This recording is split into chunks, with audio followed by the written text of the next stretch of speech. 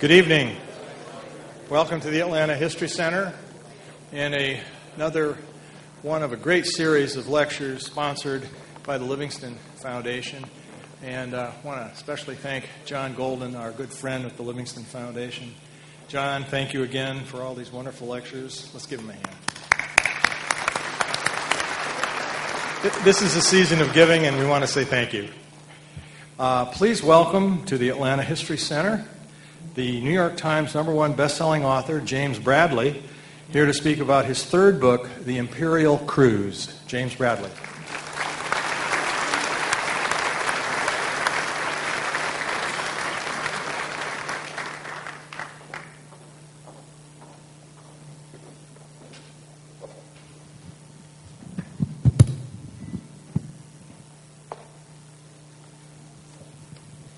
My dad was one of the guys who raised the flag on Iwo Jima. He stands in the middle of the most reproduced photo in the history of photography, but he would never talk about it, and after he died, I wondered why. So I set out to find out why, and I wrote a book called Flags of Our Fathers that was later made into a Clint Eastwood movie. After Flags of Our Fathers, I was thinking about writing another book, but I couldn't come up with another idea. My mother did not raise a flag anywhere. So one day I was having the typical fascinating day of an author. I was watching the paper come out of my printer, and a veteran called me. This was a usual occurrence. Many veterans were calling me with the perfect idea for my next book.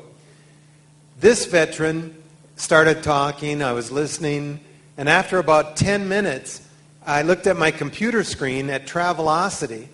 He was out in Des Moines. I looked at a flight to Des Moines, and I said, "Bill, what are you doing out tomorrow at 11:07 a.m.? He said, "Nothing." I said, "Why don't you pick me up at the airport?" He said, "Fine." I had to look him in the eye. After 10 minutes of listening to him, I thought, I've just got to see if this is true. So the next day, I found myself where everybody would love to be, out in Iowa in February. I was seated at Bill's Formica top kitchen table. Between us was a bowl of popcorn, 2 gin and tonics, and a pile of paper. Bill started to talk, and he said that pile of paper was the secret transcript from a secret war crimes trial held in Guam in 1946. It was a war crimes trial to affix blame on Japanese officers for the beheading deaths of 8 American flyboys on the island of Chichijima right next to Iwo Jima. Now this might not shock any of you, but it shocked me because I had just spent 5 years researching this area. Bill was telling me that at the moment my dad was helping to put up a flag, on the very next island, American flyboys were getting their heads cut off, but nobody knew that the families of these 8 flyboys had never been told the truth. Well, I didn't know if I could believe Bill, and I didn't have time to go through all the documents.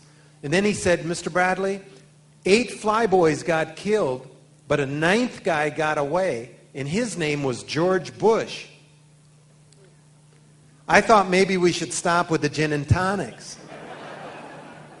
I mean, does that sound likely to you? That the former head of the CIA didn't know what happened on that island? But the next week I was down in Houston in front of former President Bush, and it was true.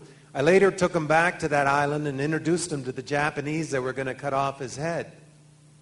You can't make it up. So I had the experience of writing 2 books that were full of surprises for me as I had done the research. And after writing 2 books on World War II, I wondered about the source of that conflict out there in the Pacific that consumed so many millions of lives. And, you know, Pearl Harbor is given as the explanation. So I took a look at Pearl Harbor, and then I realized something that had never occurred to me. Pearl Harbor was not the invasion of the United States. The Japanese didn't even invade Hawaii. They easily could have taken it. What they did is they hit it and they went away. What they were doing was just disabling the American military so that they could go and continue on with their game. What was the Japanese game in World War II? It was to expand in Asia. They had no plan to invade California. They wanted to continue on to Vietnam, Malaysia, Thailand, and Burma. That was the Japanese game. The problem that Franklin Delano Roosevelt confronted in World War II in the Pacific was Japanese expansionism in Asia. Realizing this, I wondered, where was the source of this problem? When did Japan begin to expand into Asia? And at that first steps, did America recognize this problem? What did we do about it? What was the American government's opinion when Japan began what would later cause the events that we would call World War II in the Pacific? I found that in the summer of 1905, President Theodore Roosevelt dispatched the largest delegation to Asia in U.S. history. He took a shipload of congressmen, senators, and administration officials who steamed from San Francisco to Hawaii, Japan, Philippines, China, Korea, and back to San Francisco. 100 years later to the month, in the summer of 2005, I followed in the wake of this Imperial Cruise, and I was shocked by what I found. I found that in the summer of 1905, on this Imperial Cruise, President Theodore Roosevelt lit the long historical fuse on the events that we would later call Pearl Harbor and World War II in the Pacific. You know, in 1941, President Franklin Delano Roosevelt condemned the bombing at Pearl Harbor as a sneak attack. But hidden in history is the fact that this was the second time that Japan had started a major war with a Western power with a sneak attack. The first was under the administration of President Theodore Roosevelt, when the Japanese hit the Russians at Port Arthur in a maneuver that was almost exactly like the later Pearl Harbor. The Russians condemned this as a terrible violation of international norms. But President Theodore Roosevelt looked at the sneak attack and he wrote secretly to his son, "I was thoroughly well pleased by the Japanese victory because the Japs are playing our game." What did Theodore Roosevelt mean by the Japs are playing our game? What was the game and what was the hour? President Theodore Roosevelt was awarded the Nobel Peace Prize. If you go on the internet to Wikipedia or to the Nobel Peace Prize Committee, it says that he won it for negotiating the end of the Russo-Japanese War. That's not true. He won the prize for bringing the Japanese and the Russians to the negotiation table. He had nothing to do with negotiating. He wasn't at the table. He just invited them. But unknown to the Russians when they received the invitation, President Theodore Roosevelt at this point was acting as a secret agent of the Japanese. You can see in the book, he writes to his son, "Don't tell anybody.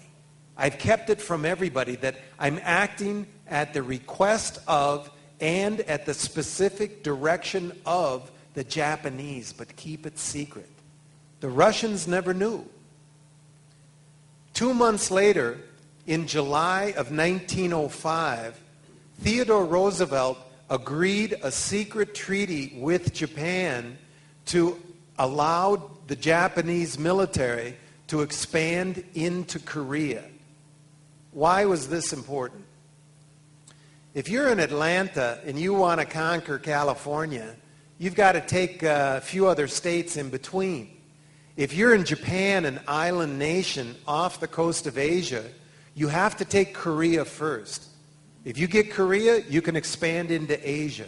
If you don't have Korea, you're bottled up on your island. It was critical that Japan take Korea. Japan had long desired Korea.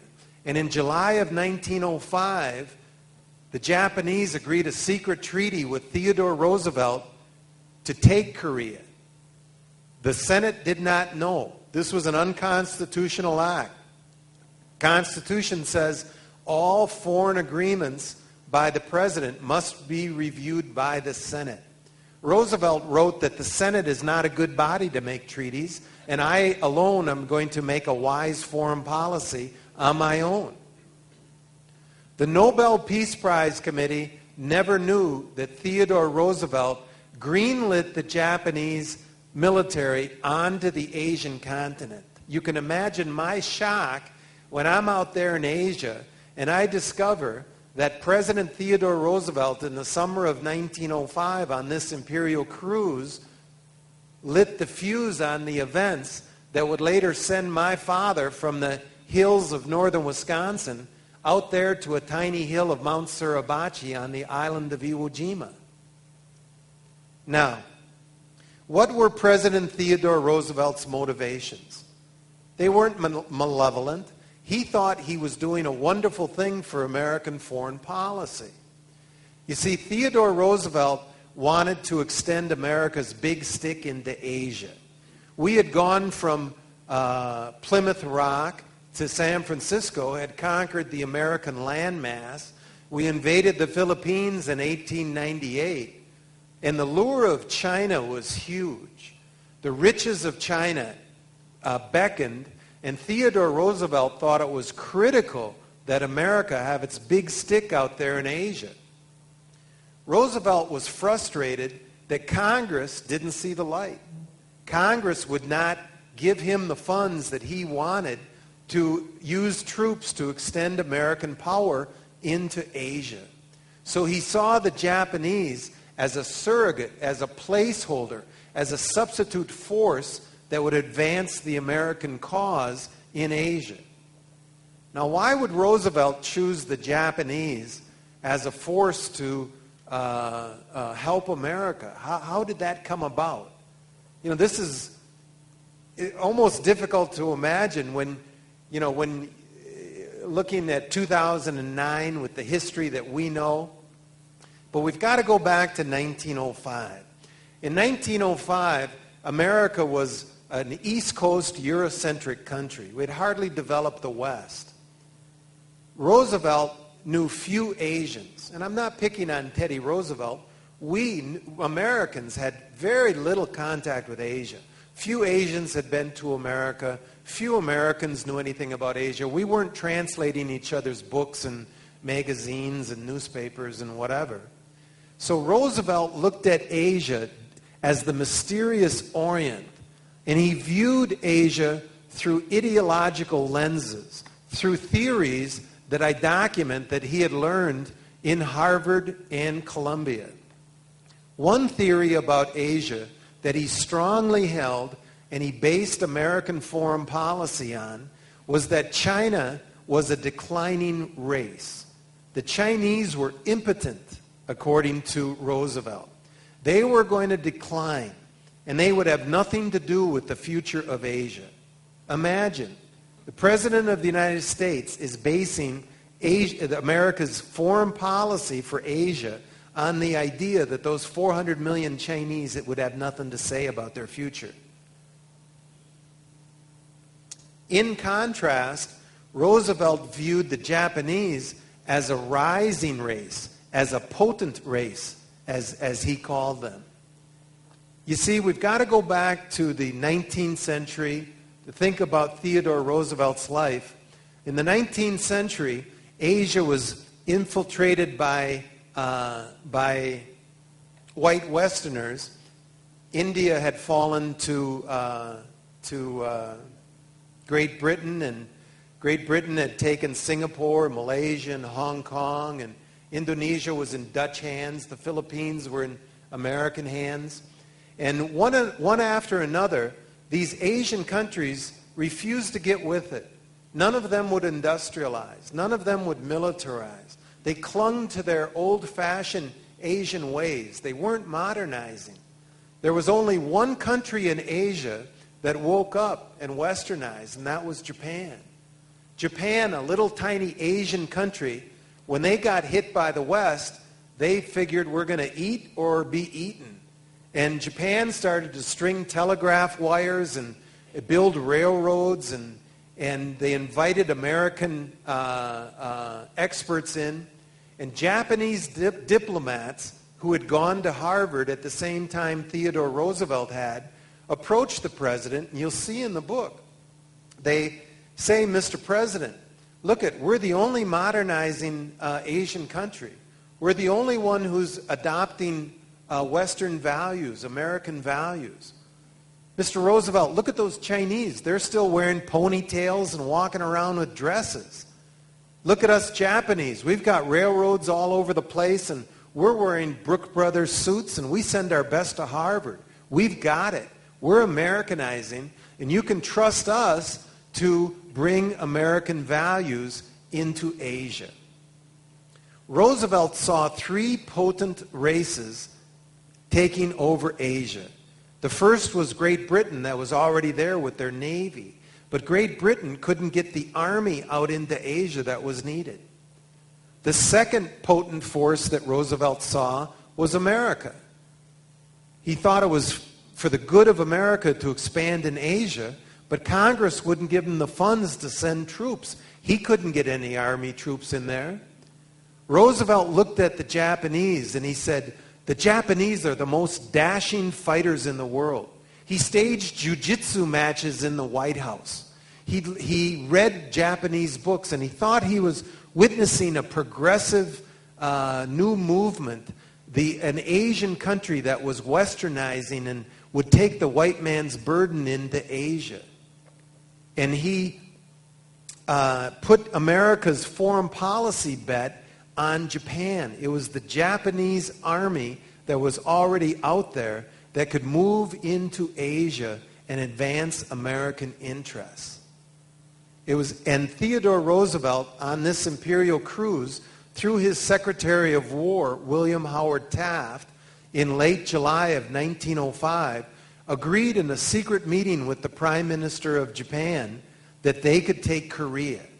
The problem that Franklin Delano Roosevelt later confronted in World War II, Japanese expansionism, was green-lighted in 1905 by President Theodore Roosevelt. Every divorce has to have a first kiss. There was a time long before Pearl Harbor in 1905 when the President of the United States thought Japan moving into Asia would be a great idea.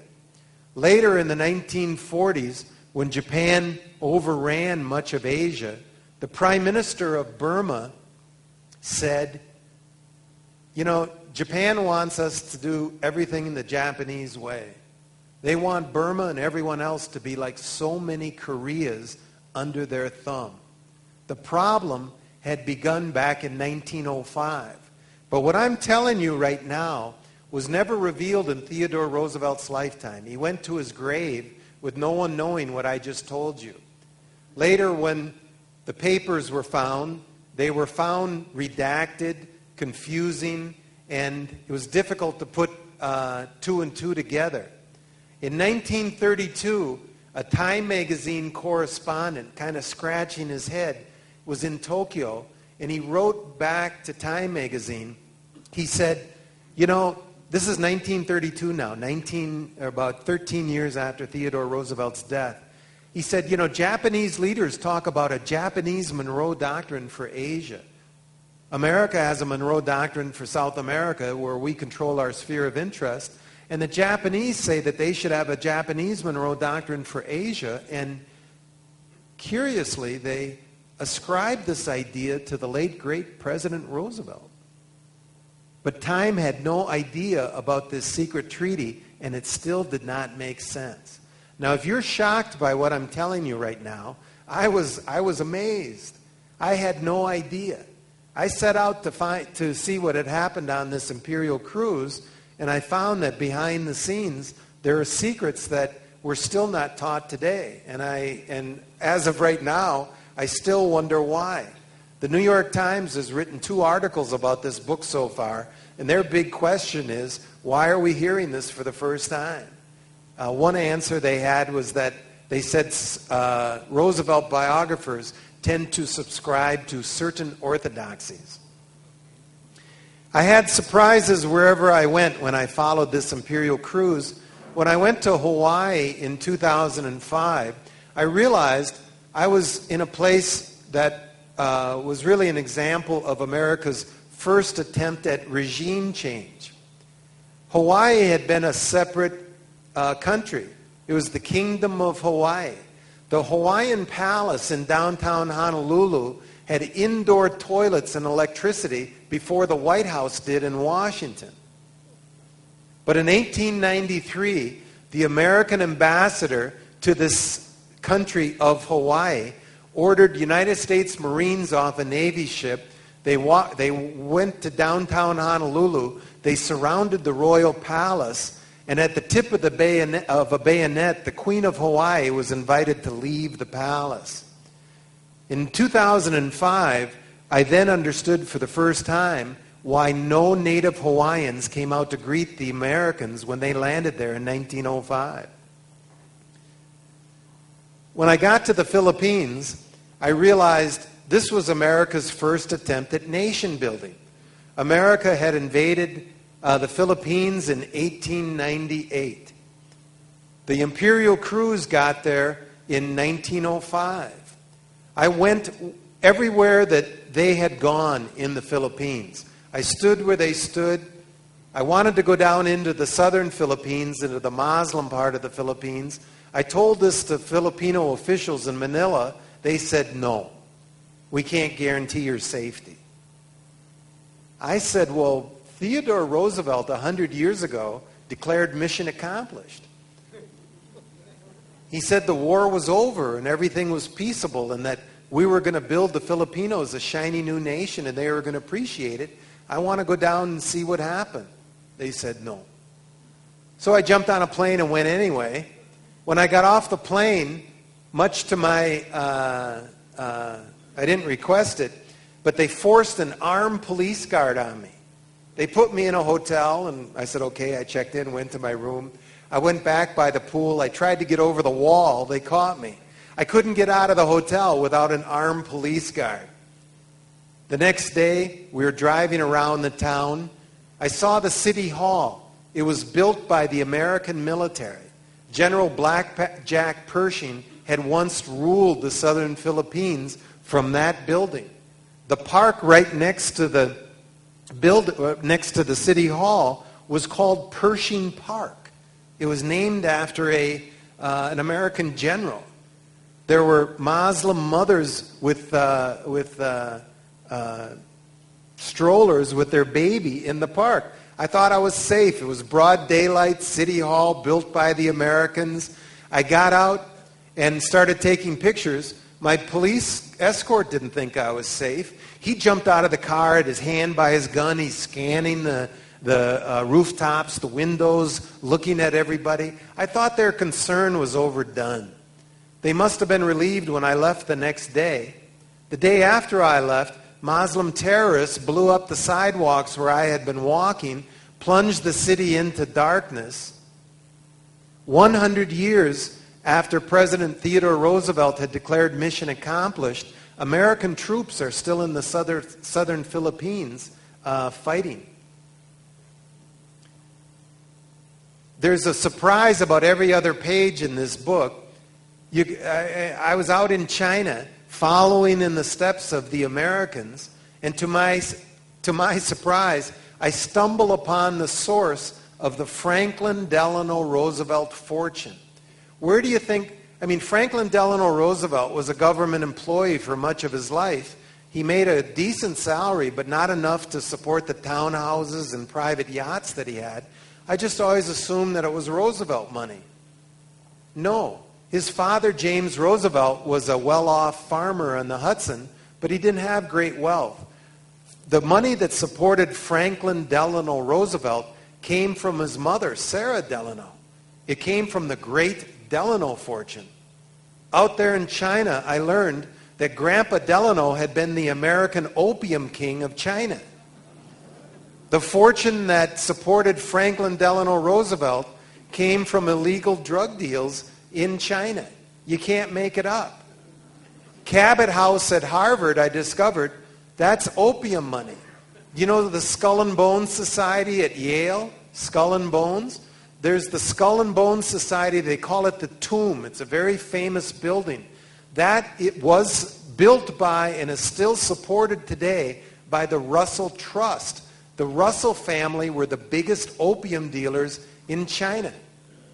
If you are appointed the president of Columbia University tomorrow, they're going to take your picture on in front of the most famous building on the Columbia campus. It's the Low Library. That's dedicated to an opium dealer.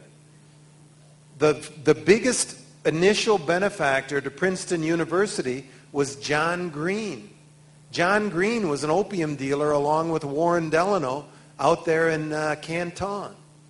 So I was amazed by going on this Imperial Cruise that there was that much hidden history still out there to find. And I put it in this book called The Imperial Cruise. So I've written 3 books about a lot of mayhem out there in the Pacific. And after writing my first book, I wondered if there was anything I could do about it. So I established something called the James Bradley Peace Foundation. And for the last 10 years, we've been sending American high school kids to China and Japan for 1 year. The idea is this.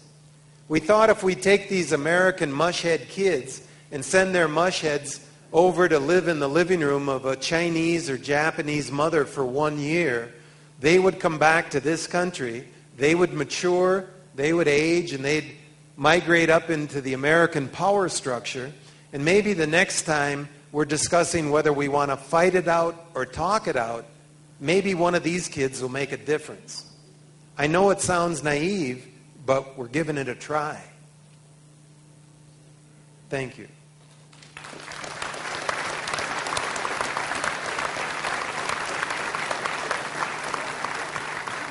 Thank you. Well, I see there's no questions, so good night. I'll see you. You can yell it out, I'll repeat it. You have microphones.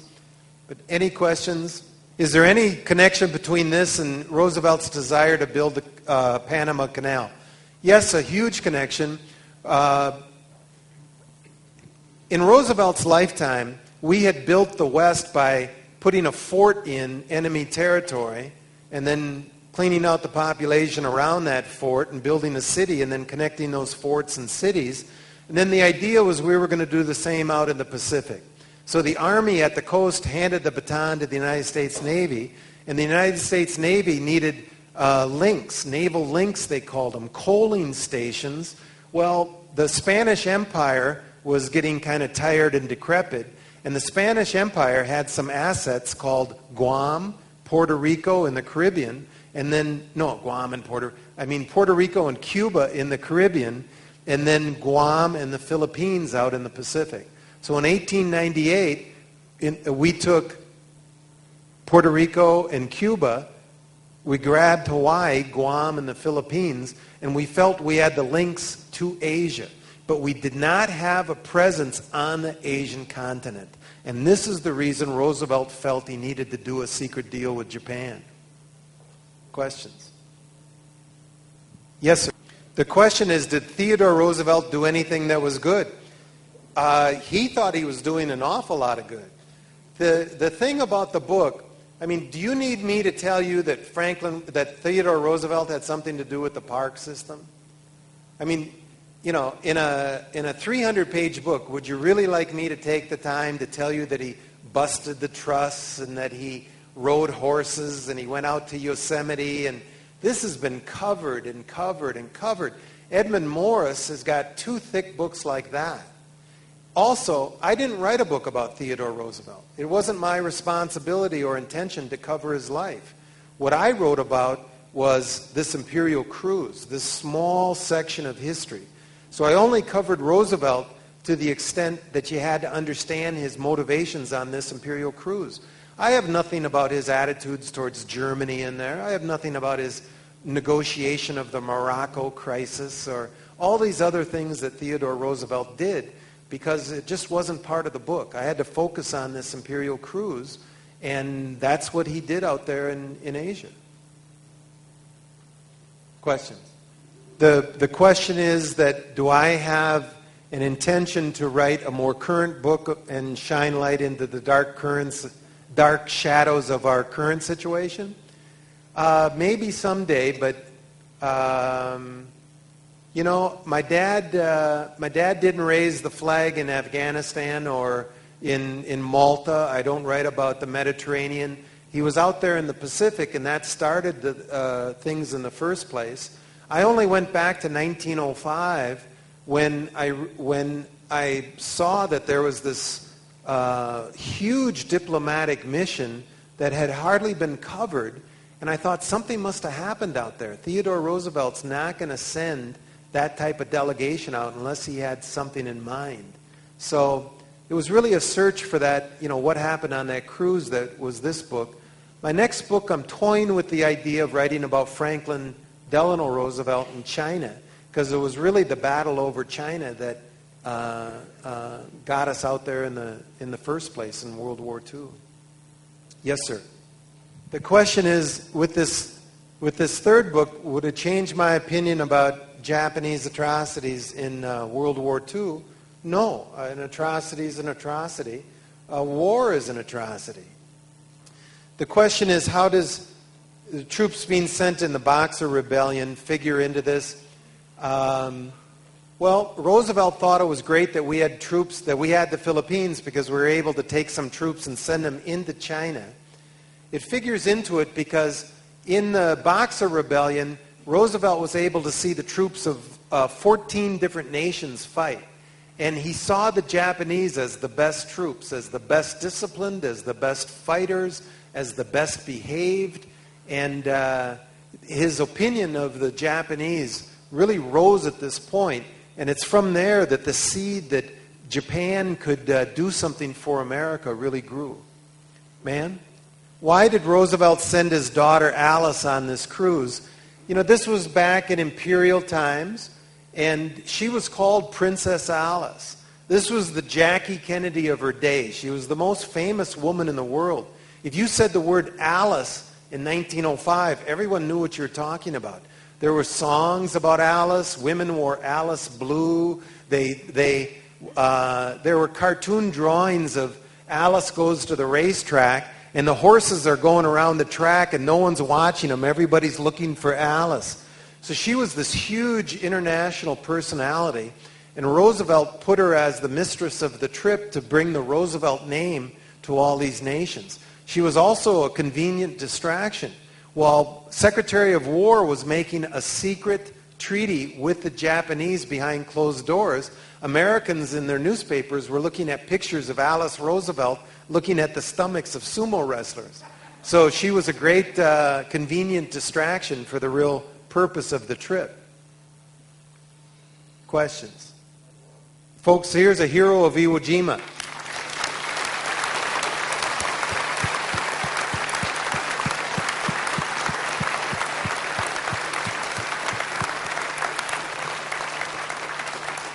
Mr. Hips, when we go sign books, why don't you come and sit with me?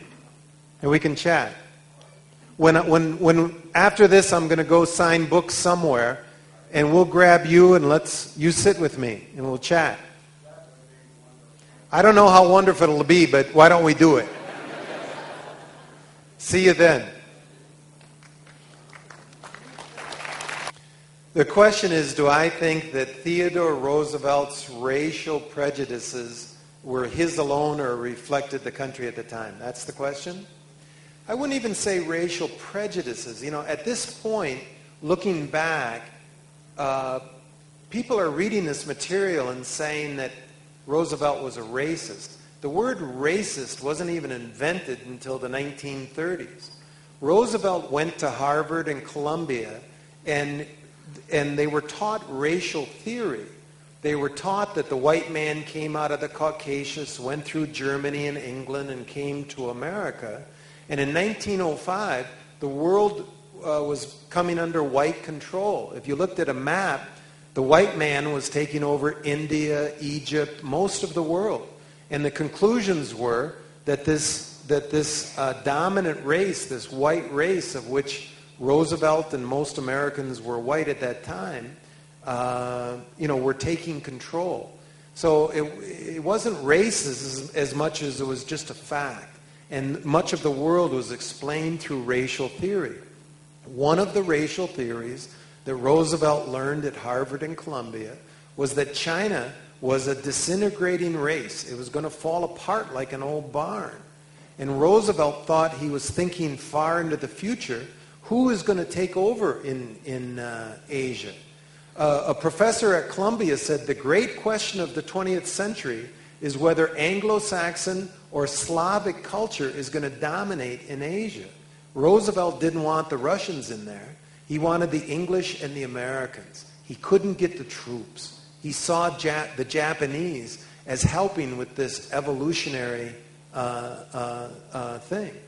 So it was, and then if you read the book, he explains American foreign policy in terms of these racial theories that all Americans understood. Yes, sir. The question is about Bill Duran from Iowa. How did he get the information about these guys who got their heads cut off, and how did I find out it was true?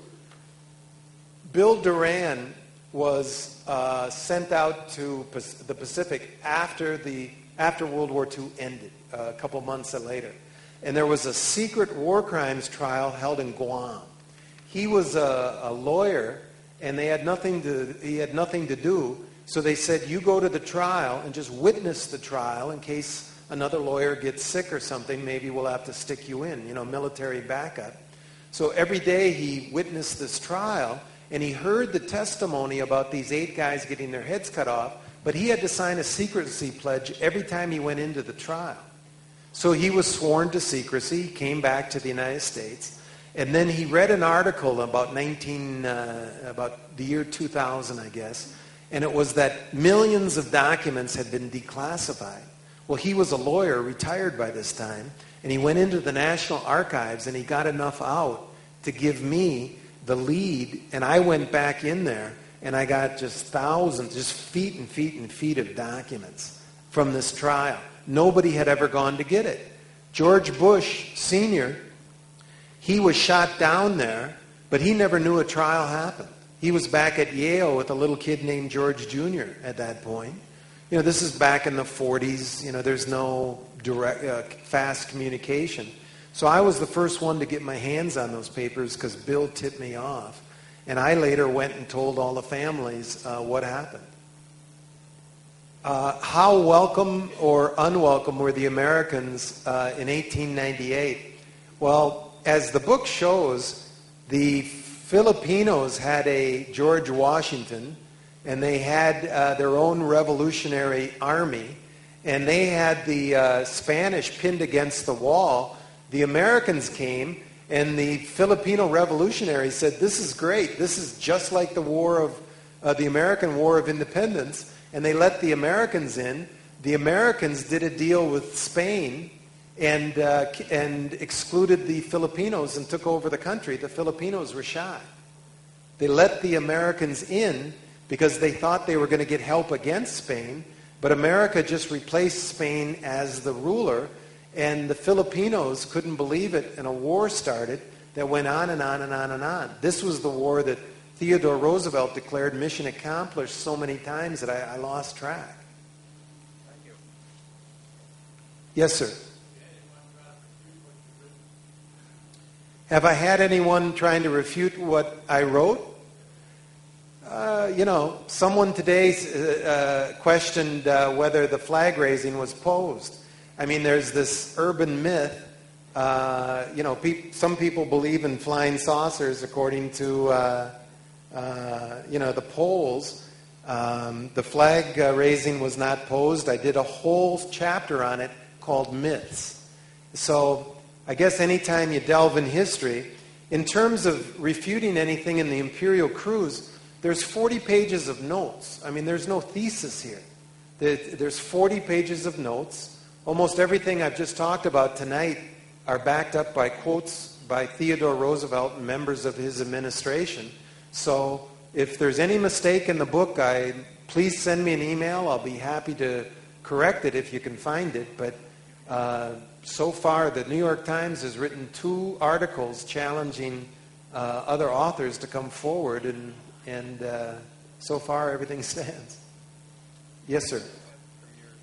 The question is, have my books allowed veterans to open up? A little bit, but we're creating veterans right now that can't talk about their experiences, and it doesn't have anything to do with humility. It has to do with horror. Mr. Hips was involved in a massacre. There were 7,000 dead American bodies on the island. There were 22,000 dead Japanese bodies on the island. The island was 5 miles long. It was a massacre. Now, I know how to make everybody humble right now in this room. If I open up the drapes and the cannon come and start the machine gun and napalm everyone in this room, and when you're dealing with the percentages that my father and Mr. Hips were dealing with, 84% of my dad's platoon were casualties. So 84% of you get hit, most of you fatally, and then you 16% survivors get out of the room by slipping over the entrails of your friends. It's not humility, it's horror. You cannot talk about it. You're changed for life. So I don't know what books are going to do about that. Yes, sir. The question is, when Roosevelt thought highly of the Japanese, when did the relationship break down? That's my next book. And this book is about the Imperial Cruise, and it stops in 1905. My point is not that Roosevelt did something in 1905 and then the next step was Pearl Harbor. I don't mean that direct line like that. What I do mean is that, like I say, every divorce has a first kiss, and this was the first kiss. There was a time when the President of the United States said to the Japanese, I think it's a wonderful idea that you expand into Asia. There was a later time when we did not think that was such a good idea. The point here is that the Senate of the United States is supposed to look at all presidential agreements. Theodore Roosevelt did not think that was a good idea. Out of the goodness of his heart, out of thinking for the positive future of America, he went around the Senate. And I think we have to see that the Founding Fathers had some wisdom in the original construct, and we've got to get back to those constitutional ways.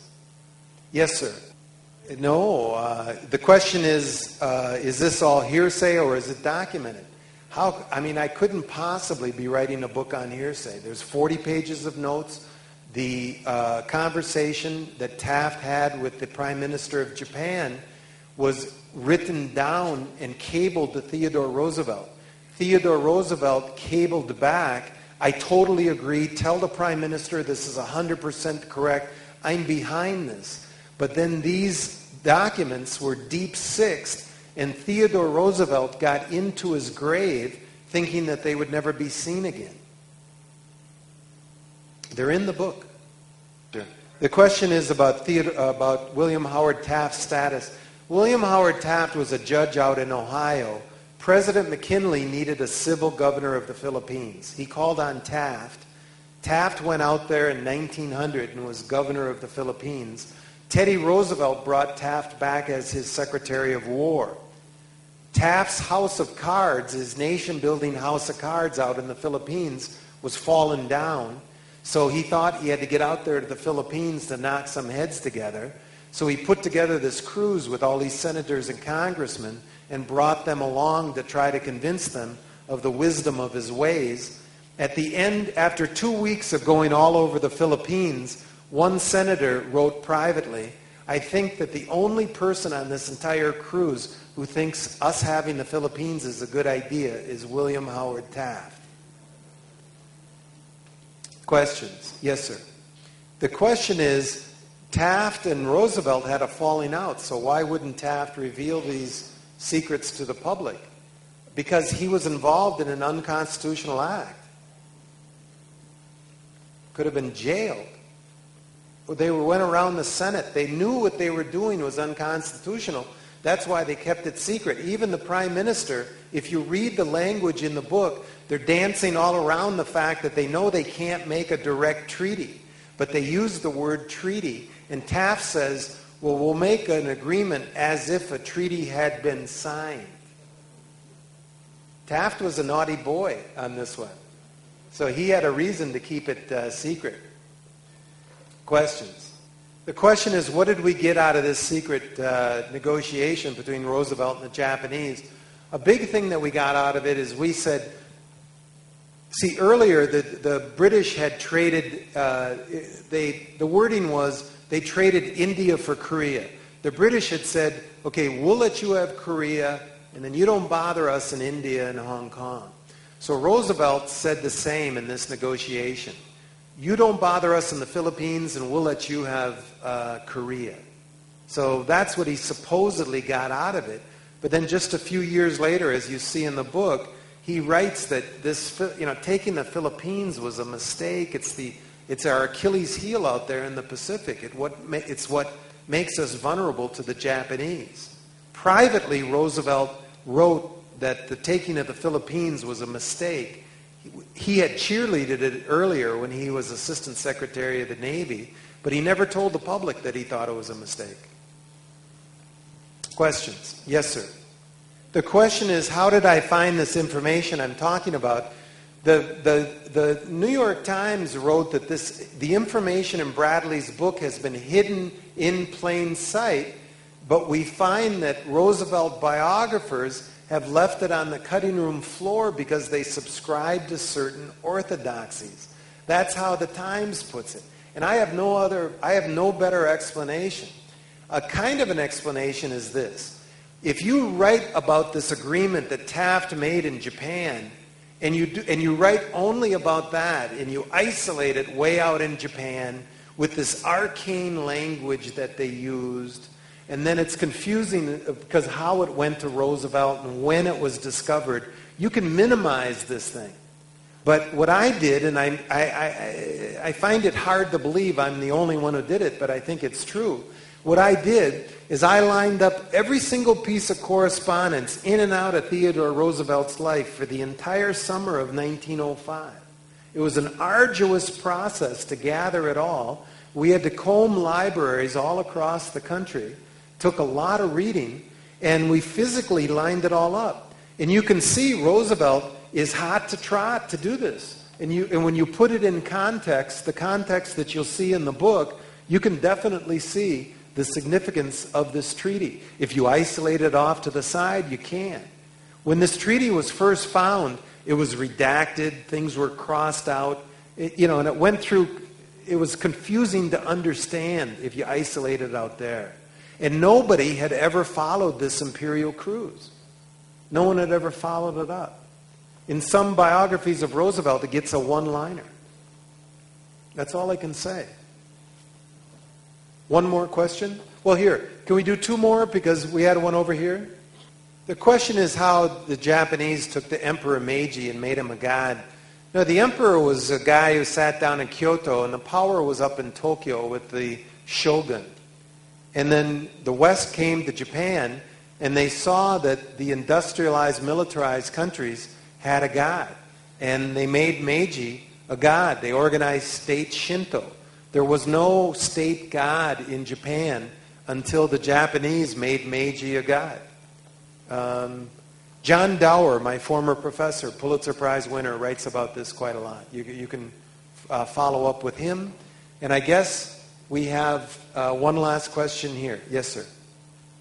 The question is, back in 1905, what was the coverage? In 1905, this was front page news. The president's daughter was off to Asia. But, the reporters knew very little about Asia. There were huge, when this Imperial Cruise landed in China, there were huge demonstrations. There were anti-American posters all over the walls. There were posters mocking Alice Roosevelt. The New York Times wrote that there were disgusting placards. And they never filled the American public in. So all they wrote about was sumo matches and successful trips and lunches, and they detailed what Alice Roosevelt wore, how many trunks of clothes she had, and she changed at 3 p.m. for this reception, and she put on a dress, bamba, bamba, bamba, bamba. And then they replayed Taft's speeches. The Manila Chamber of Commerce told Taft the nation's on the brink of economic collapse. Taft got up and made a speech about how we're going to build railroads in the Philippines. The Philippines are a nation of 7,000 islands. We're going to build railroads in the Philippines. And so the press just portrayed the administration line, which was the way the press worked back in 1905. Was not exactly investigative journalism. Folks, it's great to be in Atlanta. Thank you for having me. Thank you.